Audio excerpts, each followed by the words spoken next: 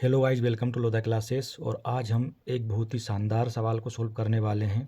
क्या कहता है सवाल?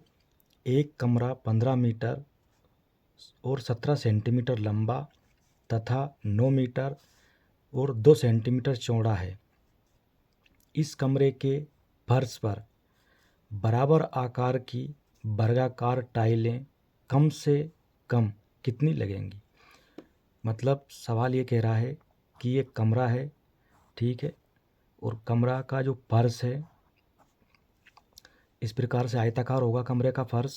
तो इस पर कम से कम टाइलें लगाना है और उन टाइलों की संख्या कितनी होगी।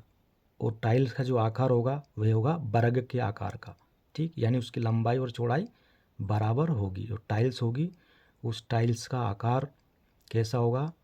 वर्ग के आकार का होगा, मतलब उसकी जितनी लंबाई होगी उतनी ही उसकी चौड़ाई होगी, इस प्रकार से, ठीक। तो और उनकी संख्या कितनी होगी ये हमको निकालना है ना। संख्या काई की? टाइल्स की। ये कितनी संख्या होगी। और ये भी इसमें एक कंडीशन दी गई है कि टाइल्सों की संख्या जो है वो कम से कम होना चाहिए। टाइल्स की संख्या कम से कम तभी संभव है जब टाइल्स का आकार अधिक से अधिक बड़ा हो, ठीक है। तो ये इसका क्षेत्रफल होगा किसका?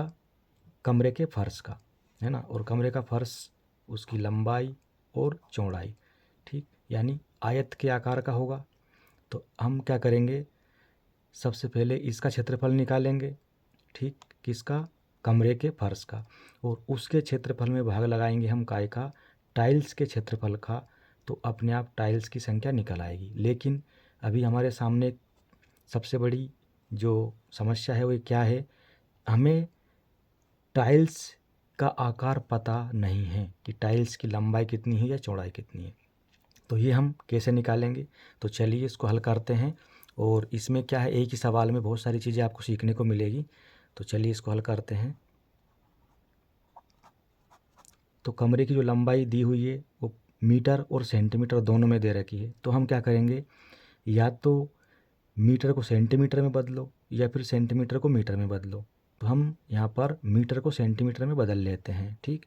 तो देखिए यहाँ से हमको कमरे की लंबाई, कमरे की लंबाई, ठीक, कितनी हो जाएगी? 15 मीटर दे रखा है, ठीक। तो क्या होता है, 1 मीटर 100 सेंटीमीटर के बराबर होता है ना। तो 15 में हम 100 का गुणा करेंगे तो ये कितना हो जाएगा? 1500, है ना। प्लस इसमें क्या है, 17 सेंटीमीटर और जोड़ देंगे। अब देखिए ये भी सेंटीमीटर हो गया, ये भी सेंटीमीटर हो गया। तो यहाँ से लंबाई कितनी आ जाएगी?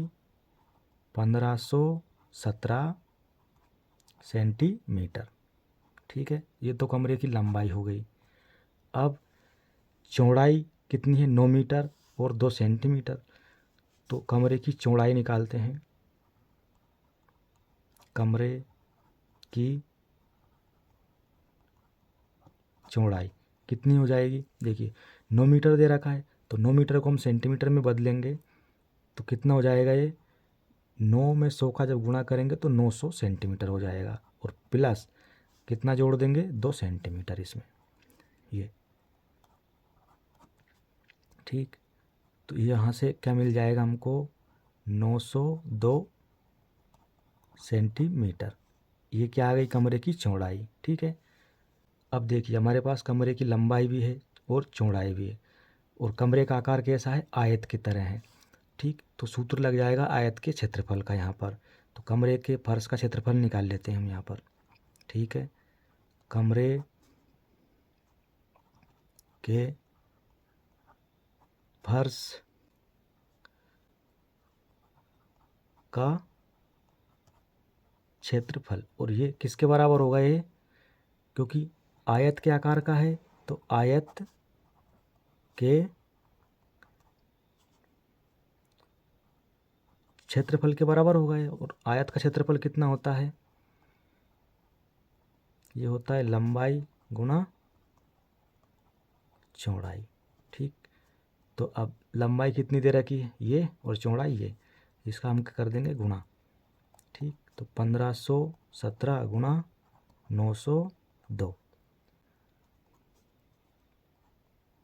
1517 गुणा 902, ठीक। और इसको क्या गुणा नहीं करेंगे हम, ऐसा कैसा ही लिखा रहने देंगे, क्योंकि बाद में काटने में आसानी होगी इसलिए। और इसकी जो इकाई आती है वो कितनी होती है, सेंटीमीटर का स्क्वायर। इसकी इकाई आएगी वर्ग सेंटीमीटर। क्षेत्रफल हमेशा इसे लिखा जाता है, ठीक है। अब देखिए, हमें टाइल्स का जो आकार है ये पता नहीं है, तो ये कैसे निकलेगा। तो इसको पता करने के लिए हम क्या करेंगे, यहाँ पर इसका लंबाई और चौड़ाई का जो मान दे रखा है इसका निकालेंगे हम HCF, है ना। क्यों निकालेंगे, क्योंकि इसका जो हाईएस्ट कॉमन फैक्टर होगा वह उसकी एक भुजा की लंबाई होगी, किसकी, टाइल्स की, ठीक। तो देखिए अब क्या है, टाइल्स की भुजा बराबर किसके बराबर होगी, टाइल्स की भुजा 1517 और 902 का HCF। इसका और इसका HCF होगा, वही क्या होगा, उसकी भुजा की लंबाई होगी, ठीक है। अब देखिए, इनका हम HCF निकालते हैं, तो कैसे निकालते हैं हम HCF, दो तरीके से निकालते हैं, गुणनखंड विधि या फिर भाग विधि, ठीक। तो मैं यहाँ निकाल कर दिखा रहा हूँ आपको भाग विधि से, ठीक। देखिए 1517 भाग विधि से निकालेंगे तो 902, इसका भाग लगाएंगे हम, कितनी बार जाएगा, एक बार जाएगा, है ना। तो यहाँ लिखेंगे हम 902, करेंगे माइनस, 7 में से 2 गया तो 5 बचा, एक का एक ही एक, 15 में से 9 जाएगा तो 6 बचेगा। अब क्या करेंगे, इसको यहाँ लिखेंगे हम 902 को, ठीक है। अब देखिए फिर वापस एक ही बार जाएगा, 615, घटा दो, एक इसमें से इसमें लो, फिर इसमें लो, 12 हो गया, 12 में से 5 गया तो कितना बचेगा, 7, और 9 में से 1 गया तो 8, 8 में से 6 गया तो 2। अब इसको यहाँ लिख दो 615। अब देख कितनी बार जाएगा, 2 बार जाएगा, ठीक। तो 7 दूनी 14 की 4, हासिल आई 1, और 2 8 16 और 1 17 की 7, हासिल आई 1, 2 दूनी 4 और 1 5। फिर माइनस कर दो, 5 में से 4 गया तो 1 बचा, 1 इधर लेंगे, 11, 11 में से 7 गया तो 4 बचा, और 5 में से 5 गया तो कुछ नहीं बचा, ठीक है। अब इसको यहाँ लिख लो, 287 को 41 का भाग लगाओ तो 7 बार जाएगा, 7 ते कम 7 और 7 चुक 28, ठीक। ये कुछ नहीं बचा, कुछ नहीं बचा, तो यहाँ कितना आ गया, ये 41। तो ये क्या आ गई हमारी, इसकी टाइल्स की भुजा की लंबाई, है ना। ये आ गया हमारा HCF, क्या आ गया इन दोनों का 41, और यही क्या होगी, एक भुजा की लंबाई, है ना, ये सेंटीमीटर में, ठीक है। इन दोनों का HCF निकाला, ये भाग विधि से कितना आया, 41, है ना। तो यही क्या है, भुजा की एक लंबाई। और टाइल्स का आकार कैसा है, वर्गाकार, है ना। तो फिर टाइल्स का क्षेत्रफल निकालेंगे हम।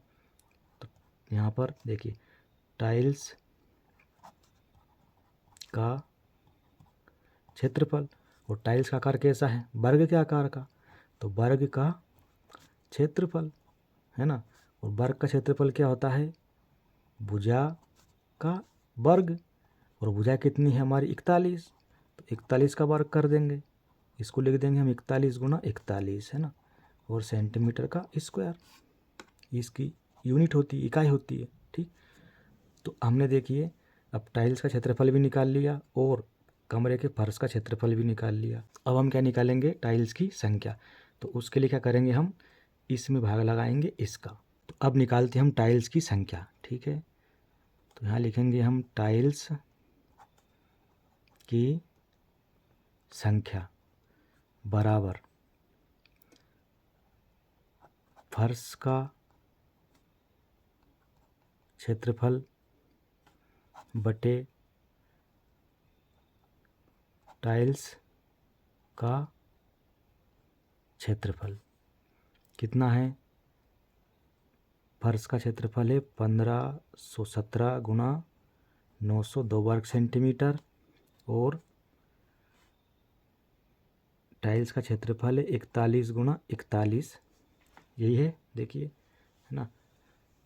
अब देखिए इससे 41 से हम इसमें भाग लगाएंगे ना, तो कितनी बार जाएगा ये, देखिए 41 से कम 41 और 41 का हम 2 बार टेबल पढ़ेंगे तो कितना आएगा 82। अब 90 में से 82 घटाओ तो 8 बचा, फिर ये 82 हो जाएगा तो फिर 2 बार जाएगा, ये 22 बार में कट गया। इस 41 का भाग लगाओ इसमें, ठीक, तो ये कितनी बार जाएगा, ये जाएगा आपका 37 बार, ठीक। 41 का 37 में जब गुणा करेंगे तो यही संख्या आ जाएगी, ठीक है। अब इसका और इसका गुणा करेंगे हम, ठीक, यहाँ से ही बचा तो यहाँ बचा है 37 गुणा 22। इन दोनों का जब हम गुणा करेंगे तो हमको कितना मिल जाएगा, हमको मिलेगा यहाँ से 814, और ये क्या होगी, लगने वाली टाइल्स की संख्या, और यही क्या है आंसर। तो कमरे के फर्श पर कुल कितनी टाइल्सें लगेंगी, 814, यही इसका आंसर है। आई होप वीडियो आपको पसंद आया होगा, अच्छा लगा हो तो लाइक करें, और चैनल पर यदि आप पहली बार आए हैं तो चैनल को ज़रूर सब्सक्राइब करें। Thanks for watching.